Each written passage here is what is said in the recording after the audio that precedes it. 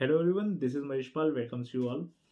As we all know कि class 10th का board का एग्ज़ाम साइंस का 4 तारीख का या फिर आप ये कहें कि 4 मार्च का स्केड्यूल किया गया है। और ऐसे तो साइंस में पूरे में ओवरऑल में सारी चीज़ें बहुत ज़्यादा इंपॉर्टेंट हैं, बट लास्ट मोमेंट पर कौन सी चीज़ें हो सकती हैं जो कि किसी भी स्टूडेंट के लिए बहुत ज़्यादा इंपॉर्टेंट हो सकती हैं। लास्ट मोमेंट पे अगर इन टॉपिक्स को कवर अप किया जाए then he will score better marks in the examination. तो मैं आज की इस सीरीज़ में इसी चीज़ को कवर करने वाला हूँ। मोर ओवर हम लोगों ने सभी ने सुना है इंटीग्रेटेड कोर्सेज के बारे में या इंटीग्रेटेड स्टडीज़ के बारे में। जनरली इंटीग्रेटेड स्टडीज़ का मतलब क्या होता है कि आप किसी भी एक टॉपिक को या किसी भी एक आप पर्टिकुलर पॉइंट को किसी दूसरे के साथ में लिंक करके पढ़ें, then that is known as the integrated. अब इसी चीज़ को मैं यहाँ पर दिखाने की कोशिश करूँगा कि इंटीग्रेटेड स्टडीज़ मैंने यहाँ पर किस तरीके से बताई है। जैसे कि मैंने यहाँ पर टॉपिक चूज़ किया है कि endocrine system. As we all know endocrine system होता क्या है, जरा इस चीज़ को थोड़ा सा बताया जाए। तो एंडोक्राइन सिस्टम बेसिकली ये आपकी बॉडी में हॉर्मोन्स और ग्लैंड्स से बनाया हुआ एक वो सिस्टम है जो कि ब्रेन या आपके नर्वस सिस्टम के साथ में मिल करके आपकी पूरी बॉडी को कंट्रोल और कोऑर्डिनेट करेगा। और एंडोक्राइन सिस्टम प्लस के नर्वस सिस्टम, इन दोनों को कंबाइंडली बोला जाता है integrated system of the body.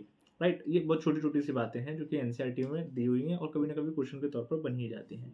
ये होता है आपका integrated system of the body.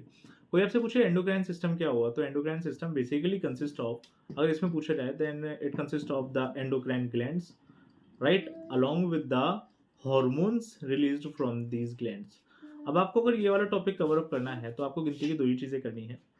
One is the endocrine glands and another one is the hormones, जो कि ये पर्टिकुलर टाइप की ग्लैंड्स रिलीज करती हैं। जैसे कि मैं इसके बारे में थोड़ा सा अगर बताऊं, endocrine system of the body जो कि ह्यूमंस के अंदर में होता है, होने को ये प्लांट्स में भी कई सारे हार्मोन्स आते हैं, पर मैं अगर ह्यूमंस के बारे में बात करूं तो ह्यूमंस में कई सारी ग्लैंड्स निकल करके आती हैं। और ओवर इसी चीज़ को अगर मैं थोड़ा सा ब्रॉडली बताने की कोशिश करूं, और ग्लैंड्स अगर ऊपर से नीचे में ग्लैंड्स गिनते हैं तो आपके पास में जो ग्लैंड्स रहेंगी दैट इज़ की हाइपोथैलेमस सबसे ऊपर में। हाइपोथैलेमस के बाद में अगली ग्लैंड जो निकल करके आती है दैट इज पिट्यूटरी। पिट्यूटरी के बराबर में जो दूसरी ग्लैंड रहती है इट इज़ द पीनियल। और पीनियल के बाद में जो नीचे में निकल करके आई it is the thyroid. Thyroid के बाद में फिर पैराथायराइड, और पैराथायराइड के बाद में थाइमस। स्पेलिंग थोड़ा सा देख लीजिएगा, थाइमस। थाइमस के नीचे में पेनक्रियाज। पेनक्रियाज के नीचे में एड्रिनल। एड्रिनल के नीचे में जो आपकी ग्लैंड निकल करके आती है दीज आर द गोनेट्स। बस इतनी सी ग्लैंड्स आपकी पूरी ओवरऑल बॉडी में दी हुई हैं। और एज पर द एनसीईआरटी या as per the 10th class syllabus ये सारी की सारी चीज़ें इंपॉर्टेंट है। बात निकल करके आती है कि इस पूरे टॉपिक में पढ़ें क्या और पढ़े कितना। तो आपको सिर्फ किसी भी ग्लैंड के बारे में जनरल नॉलेज एंड आफ्टरवर्ड्स उससे निकलने वाले हार्मोन्स, रिलीज हार्मोन्स, और हार्मोन्स के अंडर सिक्रीशन और ओवर सिक्रीशन से क्या क्या कंडीशंस आ सकती हैं, इस चीज़ के बारे में डील करना है। पिट्यूटरी ग्लैंड जो है, थोड़ा सा इसके बारे में समझिए। Pituitary gland is to be consider as a master gland of the body. Right, why it is known as the master gland, क्योंकि ये वो ग्लैंड है जो कि इस तरीके के हार्मोन्स रिलीज करेगी कि वो हार्मोन्स किसी दूसरी ग्लैंड को रेगुलेट करेंगे। It send signal for the activation as well as for the deactivation या inhibition of the release of hormones to the other gland. Right, हर मास्टर का एक मास्टर होता है, उसी तरीके से हमारी बॉडी के अंदर में भी है। पिट्यूटरी को मास्टर ग्लैंड बोला जाता है और इस मास्टर का भी एक मास्टर है जिसका नाम होता है hypothalamus. Hypothalamus is actually the part of the brain. जिस टाइम पर आप नर्वस सिस्टम पढ़ते हैं, नर्वस सिस्टम में आपने सीएनएस ब्रेन पढ़ा, उस टाइम पर आप ये देखते हैं कि फोर ब्रेन का एक हिस्सा निकल करके आता है थैलेमस, एंड थैलेमस के नीचे वाला हिस्सा हाइपोथैलेमस हो गया। It also controls the involuntary activities of the body, क्योंकि neural control and coordination chapter में आपको ये चीज़ें भी बताई जाती हैं। हाइपोथैलेमस से जो हार्मोन्स निकलते हैं उनको कंबाइंडली कह देते हैं रिलीजिंग फैक्टर्स या रिलीजिंग हार्मोन्स। और ये जो रिलीजिंग फैक्टर्स या जो रिलीजिंग हार्मोन्स हैं, they actually perform their activity on the pituitary, right? along with that hypothalamus से दो हार्मोन्स निकलते हैं, एंड उन दो हार्मोन्स का नाम रहता है, एक तो वैसोप्रेसिन, बनते यहाँ पर हैं, निकलते तो क्या पोस्टीरियर पिट्यूटरी से हैं। उनका नाम निकल करके आता है, एक तो होता है ऑक्सीटोसिन और दूसरा होता है वैसोप्रेसिन। इस तरीके से पिट्यूटरी ग्लैंड मास्टर ग्लैंड है, कई सारे हार्मोन्स रिलीज करती है, और इनमें जो मेजर हार्मोन निकल करके आता है it is to be growth hormone. Right, growth hormone आपकी बॉडी में बचपन से लेकर बड़ेपन तक में बॉडी में रिलीज होता रहता है। और ग्रोथ हार्मोन का काम होता है कि आपकी बॉडी को properly growth development and differentiation कराए, है ना। ग्रोथ जो होता है वो इरिवर्सिबल चेंज है। अगर ग्रोथ हार्मोन का अंडर सिक्रीशन हो हाइपो सिक्रीशन कहते हैं, और अगर ओवर सिक्रीशन हो हाइपर सिक्रीशन। तो हाइपो सिक्रीशन में जो कंडीशन निकल करके आती है that is known as the dwarfism. बच्चे की ग्रोथ स्टंटेड हो जाएगी, बच्चा पूरी तरीके से डेवलप नहीं कर पाएगा, छोटा रह जाएगा। वो डवार्फिज्मिक कंडीशन। हाइपर सिक्रेशन में क्या निकल करके आता है? हाइपर सिक्रेशन में बॉडी ओवरग्रो कर जाती है, then child will be gigantism. Condition को गिगेंटिज्म बोलते हैं और इस तरीके के इंडिविजुअल को गिगेंटिक चाइल्ड बोलते हैं। पीनियल ग्लैंड के बारे में थोड़ा सा समझिए। Pineal gland is considered as the third eye of the brain body, sorry third eye. ये आपकी तीसरी आंख की तरह में काम करती है। तीसरी आंख यूजुअली जैसे कहते हैं कि यहाँ पर आपका त्रिनेत्र है, ये वही त्रिनेत्र है, पीनियल ग्लैंड है। पीनियल ग्लैंड की खास बात क्या होती है? It releases a hormone which is known as the melatonin. मैं हार्मोन का नाम बता रहा हूँ, melatonin. Melatonin hormone actually controls the circadian rhythm. ये आप इसको कह सकते हैं कि ये आपकी बॉडी की डायर्नल रिदम को रेगुलेट करती है। डायर्नल रिदम आपको समय से बायोलॉजिकल क्लॉक कह सकते हैं आप। आपको सही समय पर नींद आना, सही समय पर आपका जाग जाना without the external stimulus, right. Alarm की जरूरत नहीं है, आप खुद से उठ जाएंगे। थायराइड जो रहती है एंड पीनियल, पीनियल के बारे में एक और चीज़ कि पीनियल एक एज के बाद में आकर के पीनियल अपने आप में क्या हो जाती है? एट्रिफाइड हो जाती है, खत्म हो जाती है, बचेगी नहीं, क्योंकि इसमें ब्रेन सैंड डिपॉजिट होने लगता है, राइट। जैसे जैसे सेक्सुअल मैच्योरिटी आती है पीनियल खत्म होने लगते हैं। पीनियल के बारे में एक और खास बात, it is light sensitive gland, ठीक है ना। ऐसे करके पॉइंट्स चलते हैं। लाइट जितनी कम मिलेगी, जितनी ज़्यादा डार्कनेस रहेगी, उतनी जल्दी सेक्सुअल मैच्योरिटी आएगी, उतनी जल्दी पीनियल खत्म होने लगेगी। थायराइड ग्लैंड जो होती है, thyroid gland basically it is a H shaped gland और known as the butterfly gland. It is the largest endocrine gland of the body. It regulates various functions या it controls various functions of the body, जिसमें से कि BMR control करना सबसे important आता है। Basal metabolic rate, आपकी body के अंदर में केमिकल रिएक्शंस की रफ्तार क्या चल रही है, it is actually regulated by the thyroid gland. Thyroid gland से जो हार्मोन रिलीज होता है, उस हार्मोन का नाम होता है थायरोक्सिन, पर्टिकुलर टाइप का हार्मोन। और थायरोक्सिन बीएमआर कंट्रोल करके रखता है। थायरोक्सिन जो होता है वो आयोडीन की प्रेजेंस में ठीक से काम करेगा। अगर आयोडीन की डेफिशिएंसी होती है तो पर्सन के अंदर में होने लगता है सिंपल गोइटर, जिसमें गला फूलने लगेगा, सिंपल गोइटर। और अगर बॉडी में एक्सेस होने लगेगा ये थायरोक्सिन हार्मोन, तो उस कंडीशन में निकल करके आता है एक्सोथेल्मिक गोइटर।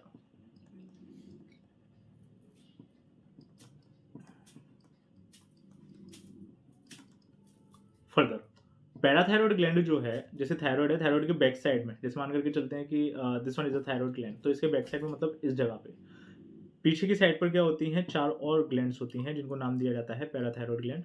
पैराथायरॉयड ग्लैंड का जो काम होता है, देखिए अभी तो आप 10th क्लास में हैं तो थायरोक्सिन रहता है। आप जब बड़े हो जाएंगे तो आपको एक चीज़ और समझ में आएगी कि थायरोक्सिन के साथ साथ में एक हार्मोन और रिलीज होता है, that is known as the calcitonin, जो कि थायराइड से ही रिलीज होता है। पैराथायरॉयड ग्लैंड जो होती है, पैराथायरॉयड ग्लैंड से एक हार्मोन रिलीज होता है जिसको कहते हैं पैराथॉर्मोन, पैराथॉर्मोन। और पैराथॉर्मोन जो है वो कैल्सिटोनिन के जस्ट अपोजिट में काम करता है। पैराथॉर्मोन का काम होता है कि it controls blood calcium level, ठीक। वैसे इतना ज़्यादा पूछा नहीं जाता है, बट एनसीईआरटी में क्योंकि एक लाइन दी हुई है, दैट्स वाई आपको इस चीज़ पर भी फोकस करना है कि it controls blood calcium level, blood में कैल्शियम लेवल को रेगुलेट करके रखेगा। ये काम किसका होता है? ये काम होता है पैराथायरॉयड का, राइट। देन आफ्टरवर्ड्स आती है थाइमस। मैं चीज़ों को थोड़ा सा नीचे ले आता हूँ वरना ग्लिच करेगा। जैसे यहाँ पर मैंने डायग्राम भी लिया हुआ है, यहाँ पर सारी की सारी चीज़ें आपको, ये डायग्राम आपको एनसीईआरटी में भी दिया हुआ है तो बहुत ज़्यादा अलग नहीं लगेगा, बड़ा फैमिली जैसा डायग्राम है। इसी डायग्राम में अगर मैं इधर पॉइंट आउट करूँ तो here is the thymus, this side behind the sternum, this is the chest bone. Sternum के पीछे में थाइमस होती है। और थाइमस का काम क्या होता है? थाइमस एक हार्मोन रिलीज करता है जिसका नाम होता है थाइमोसिन, ओके ना। थाइमस से रिलीज होने वाला हार्मोन हो गया थाइमोसिन। और थाइमोसिन का काम क्या होता है? Maturation of T lymphocytes, right. यहाँ पर इस पॉइंट को भी लिख लेना, इसका काम होता है maturation of T lymphocytes. Furthermore thymus के नीचे में जब आप पेनक्रियाज पर आएंगे, यहाँ ऊपर में मेंशन है pancreas. Pancreas is known as the mixed gland, right. Mixed gland का मतलब क्या होता है कि एक ऐसी ग्लैंड जिसके पास में एंडो और एक्सोक्राइन दोनों वाला पार्ट है। एंडो प्लस का एक्सो, जो इसका एक्सोक्राइन वाला पार्ट है वो रिलीज करता है पैनक्रियाटिक जूसेस को, पैनक्रियाटिक जूसेस। और जो इसका एंडोक्राइन वाला पार्ट है वो रिलीज करता है हार्मोन को। अच्छा, हार्मोन भी कौन कौन से रिलीज करता है? बेसिकली इट रिलीजेस 2 हार्मोन्स और जिनका नाम होता है इंसुलिन एंड ग्लूकागॉन। और जो आपका इंसुलिन एंड ग्लूकागॉन है वो काम किस तरीके से करते हैं?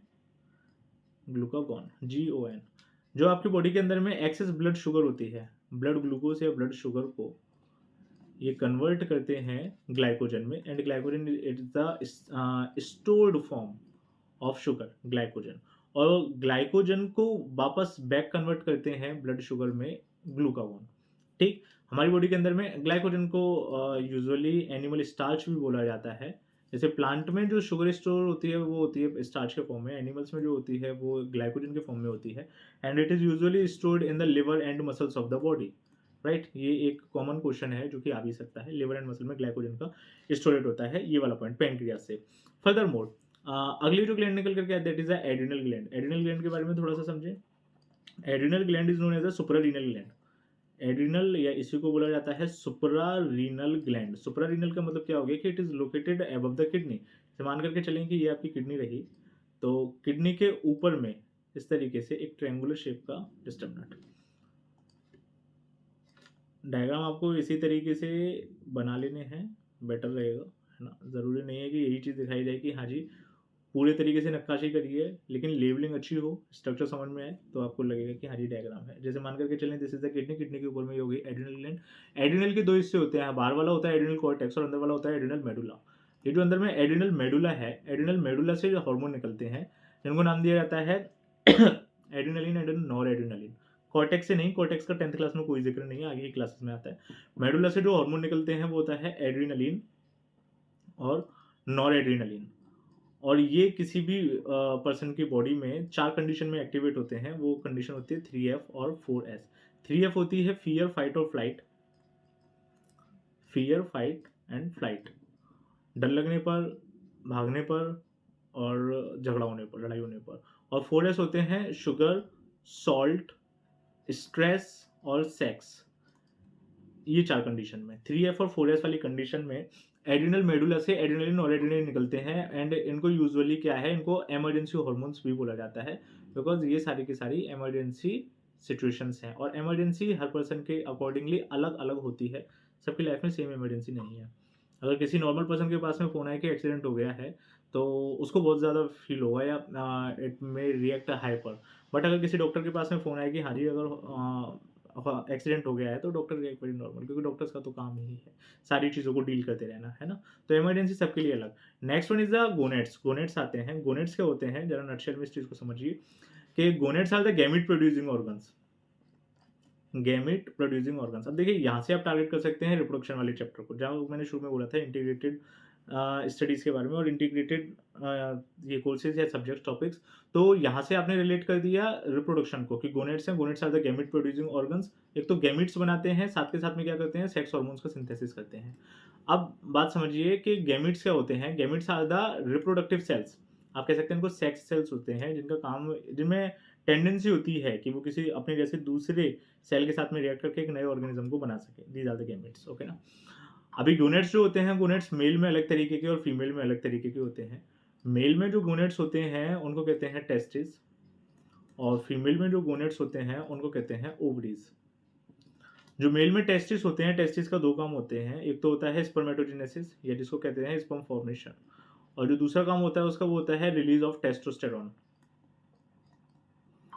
जो ओवरीज हैं, ओवरीज का 2 काम होता है, वन इज द oogenesis या ओवम फॉर्मेशन, जेनेसिस ES, और दूसरा जो होता है वो होता है रिलीज ऑफ हार्मोन्स। और सेक्स हार्मोन्स जो रिलीज होते हैं these are the oestrogen, progesterone and the relaxin. तो सारे हार्मोन्स इसी तरीके से एक बार में सब कुछ कवर हो सकता है, और यहीं से आप कई सारी चीज़ों को भी जोड़ सकते हैं। जैसे कि यहाँ मैंने जो मैंने रिप्रोडक्शन से टॉपिक अभी कनेक्ट किया, यहाँ पर हम चाहें तो इसको डाइजेशन से कनेक्ट कर सकते हैं। पैंक्रियाटिक जूसेस होते हैं। पैंक्रियाटिक जूसेस क्या करते हैं, they play their vital role in the process of digestion. Pancreatic juices pancreas से रिलीज होते हैं, पैंक्रियास से रिलीज होकर के स्मॉल इंटेस्टाइन में जाएंगे, डाइजेशन का काम कराएंगे। वहाँ पर पैंक्रियाटिक जूसेस में जैसे ट्रिप्सिन, कीमोट्रिप्सिन, जो कि एनसीईआरटी में नाम दे रखे हैं, उनको एक बार देख लीजिएगा, they will definitely help you. और इसी के साथ साथ में ग्लैंड्स और हार्मोन से देखिए ये क्वेश्चन तो बनना है, सो मस्ट ट्राई कि आप इन चीज़ों को स्किप ना करें। डायग्राम वाली चीज़ें हैं, डायग्राम के थ्रू भी चीज़ों को समझ लें। थ्योरेटिकली बहुत ज़्यादा नहीं है, आ सकता है डेफिशिएंसी पर आ सकता है फंक्शन पर क्वेश्चन आ सकता है, और भी कई सारी चीज़ें इस तरीके से हो सकती हैं। टाइम टू टाइम इन चीज़ों का रिवीजन करते रहें, एंड आई एम प्लानिंग कि मैं आप लोगों के लिए और भी इस तरीके की कंटेंट लाता रहूँ जो कि आपको लास्ट मोमेंट पर हेल्प करते रहेंगे। So see you later. Thanks for watching. Keep learning, keep growing. Thank you.